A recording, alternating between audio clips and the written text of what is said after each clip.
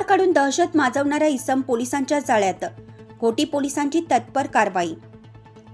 Ghoti toll नाका येथे एका इसमाने तलवार काढून नागरिकांमध्ये दहशत निर्माण केल्याची घटना समोर आली असून घोटी पोलिसांनी वेळेवर दाखवलेली तत्परता आणि धाडसी कारवाईमुळे संबंधित आरोपीस ताब्यात घेण्यात यश आलं।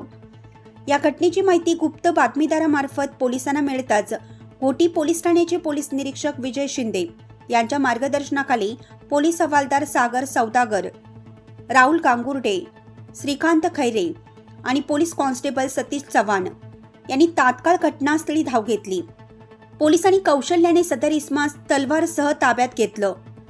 सदर आरोपीस घोटी पोलीस ठाण्यात आणून चौकशी केली असता त्याने गुन्हा केल्याचे निष्पन्न झाले असून त्याच्या विरोधात गुन्हा दाखल करण्यात आला आहे। घोटी पोलीस ठाण्याचे निरीक्षक विजय शिंदे यांनी पदभार स्वीकारल्यानंतर गुन्हेगारी प्रवृत्तीवर वचक बसवण्यासाठी सातत्याने कठोर कारवाई केली जात आहे। यापुढेही अशाच प्रकारची प्रभावी कार्यवाही सुरू राहणार असल्याचे पोलिसांनी स्पष्ट केलं आहे।